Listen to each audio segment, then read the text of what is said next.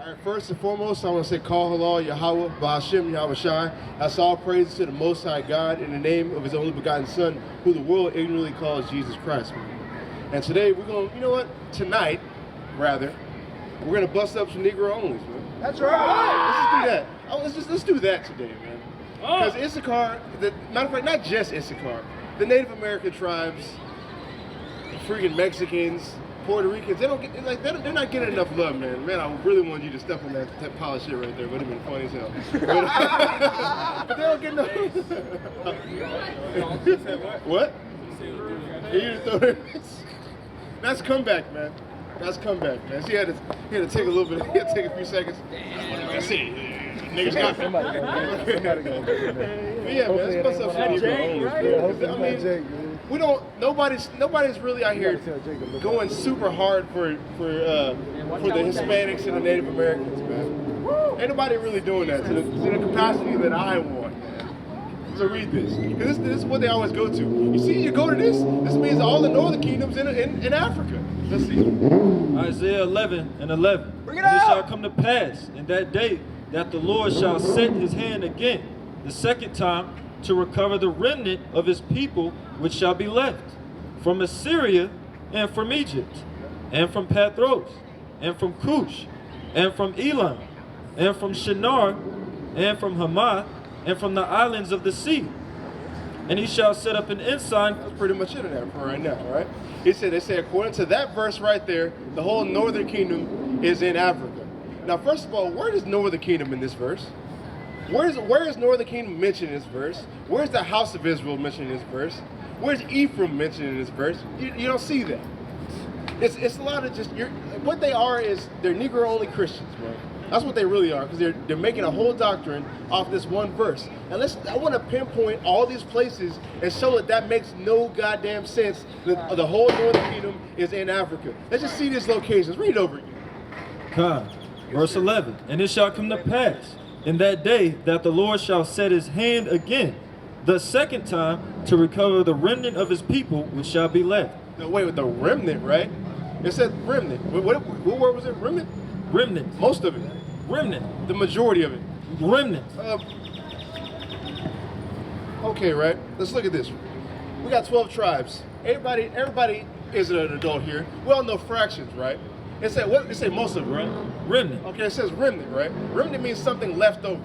The leftover amount. Not the full, not most of it. Now, the three tribes, Benjamin, watch out, Judah, Benjamin, and Levi. That's three. That's 3 out of 12, right? That's what is that? That's one quarter, right? Now they want to run with the whole aspect of remnant, right? That's the leftover amount. Now, why is the majority of the house of Israel being recovered here if it's supposed to be the remnant? That makes no goddamn sense, bro. That's 9 out of the 12 tribes. So 9 of the 12 tribes is the remainder of Israel now. That doesn't make any sense, bro. Y'all can't even deal with English correctly, bro. Can't deal with English, can't deal with mathematical terms. Most of the Negro onlys, I don't even think they passed high school. I think them niggas didn't even get their GED, bro. Let's be honest, bro. He said, the goddamn, all I know is we some niggas and they ain't, man. That's what I heard. That's what I hear from them. And I'm supposed to respect them? No. The things that they say are retarded. It's literally retarded when you sit back and just look at it. Now, just read it again. Go ahead. The second time, to recover the remnant of his people which shall be left, from Assyria and from where? From Assyria. From Assyria. Where's Assyria? All right. Assyria, also called Assyrian Empire, was a Mesopotamian kingdom. Wait, it was a what? Mesopotamian kingdom. Is that Africa? Mesopotamian kingdom. Yeah. An empire of the ancient Near East and the Levant that existed as a state from perhaps as early as the 25th century BC. Okay, now wait a minute, right? Where's Africa in that? Where's Africa in that? That's not there. That's not Africa. So how is Assyria talking about Africa? Moving on. Go ahead, next one. And from Egypt. And for Egypt. I'll give you that, Egypt. That's at the very tippy top. This is why, matter of fact, I won't give them that. Let me tell you why. Because where is Egypt connected to? The Levant. It's connected to the Middle East, and that's going to make more sense as we go on. Egypt, go ahead.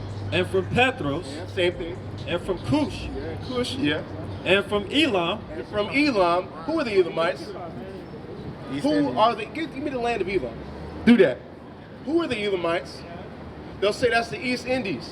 That's not Africa. Let's see where biblically the land of Elam is. Let's just go. Matter of fact, this is a question you have to sincerely ask a Negro only. If this is all freaking Africa, why are these places outside of Africa in here? Right. Why is it referring to people who aren't even Africans? On top of that, go ahead. All right. The name is also used as an icodon for the ancient country of Elam in what is now southern Iran. It was where? Southern Iran. Southern Iran, man. But they all come from North. They all come from Africa. But it says where's it at? Southern Iran. That's why I'm not gonna give them Egypt and whatever that, because that's all connected to the Middle East, the so-called Middle East, man. And where the other places they're getting saved from? Freaking the Middle East, bro. It said, where's it say that again? Where's that at? Southern Iran. Southern Iran, bro. Niggas don't read. Niggas don't know history. Niggas is dumb. That's the point, bro. That's the three things. Niggas don't read. Niggas don't know a goddamn thing. Niggas just dumb, bro. You don't know history. You don't know anything, man. That's our people. They just love to run their mouth and be like, oh, man, all I know is we some niggas and they ain't. That doesn't make any sense, bro. Matter of fact, what is Negro? What's the definition of Negro? Let's just apply that for Israel. Oh, they got woolly hair. So do other people. So does Elam. So does freaking the Hamites. So does some Japhites. So how are we gonna narrow that down? Oh, well, they're dark. Okay. So is East Indies. When you go to these damn 7-Elevens, who's there? Elamites.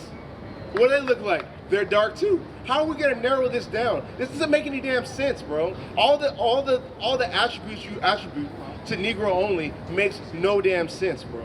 None. And from Shinar. And from where? Shinar. Shinar. Give me the land of Shinar, man. S-I-N, is it S-I-N-A-R? Just bitch. S-H-N-I-R.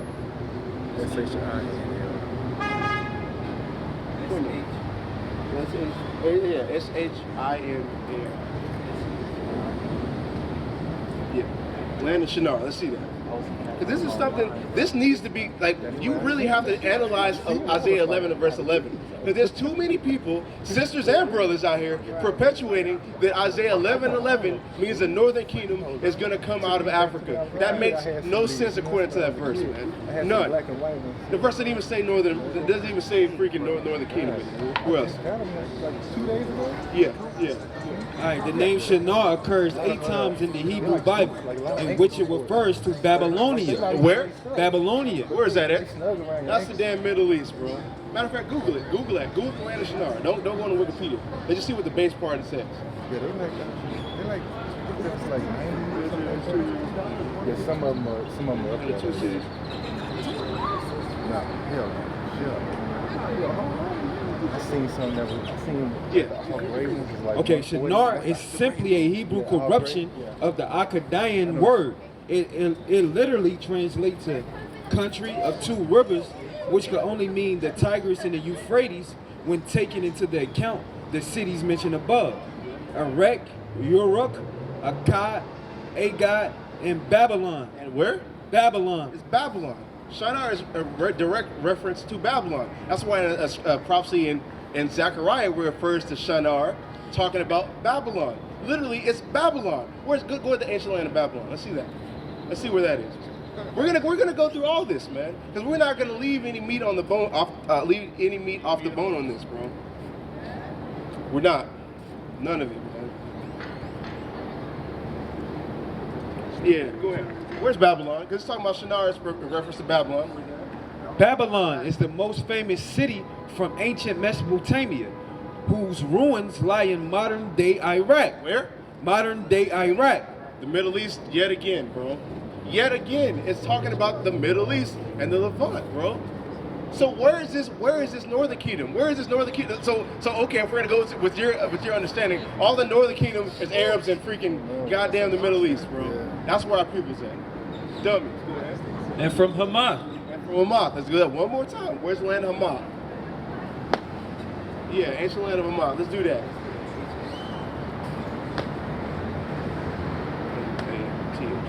Ancient land of Hamath. Yeah, go ahead. Hamath where's the land of Hamath? Hamath was the northernmost city in the mountainous region of the Levant. Yeah. The where? The Levant. Middle East again. Go ahead. In the border territory between the that and ancient Syria. And where? Ancient Syria. Ancient Syria. Is that Africa? No, bro. What? I'm just saying, bro. You look at all this. If you just look at where these places are biblically and historically. This isn't just Africa, bro. Barely any of this is Africa. If you want to play a game with it, barely of it. Go ahead. And from the islands of the sea. Go ahead. And he shall set up an ensign. That's pretty much it on that. So basically, all these people, bro. That's it, man. All these. What's up with this? What's going on over here, man? What's up? Oh, Lord Christ, man. Basically, Isaiah 11 verse 11 isn't freaking Africa. It's not. It's more Middle East than anything. If you just sit back and just look at it and read it, and a simple Google search will just destroy all this, man. So if anybody wants to use Isaiah 11 verse 11, ask those people, where are those places located, man?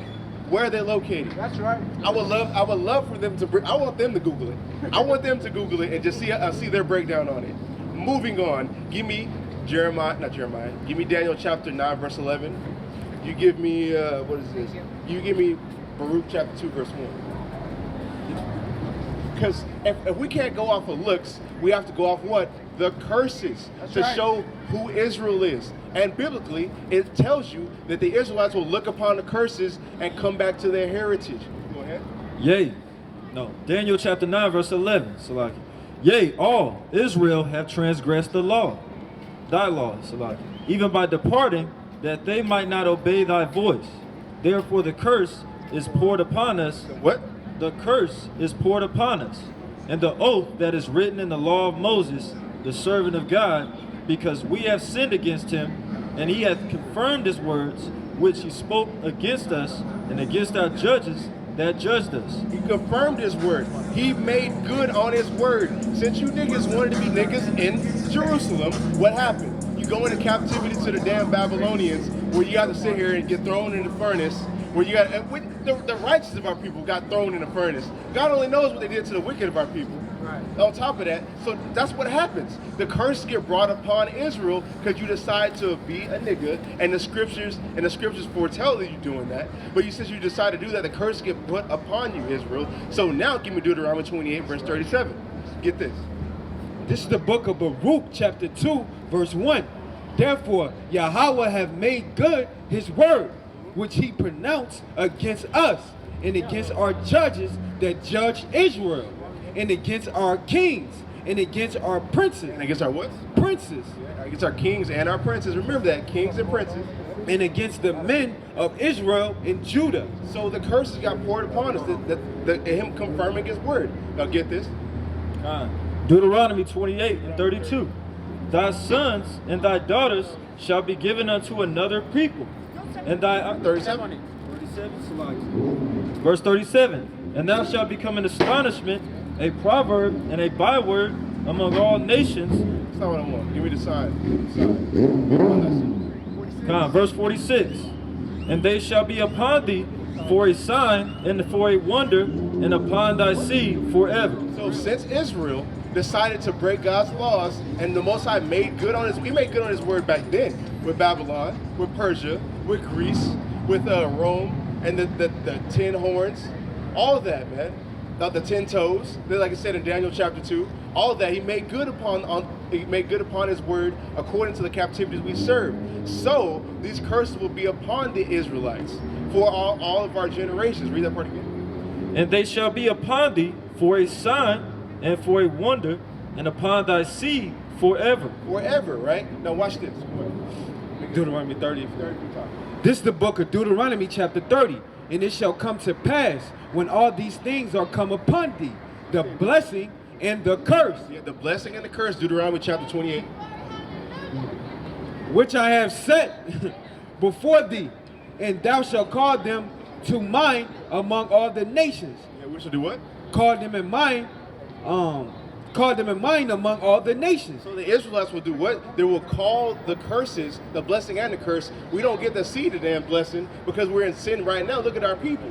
But we'll look at the curses and call them in mind and be like, okay, I can identify myself.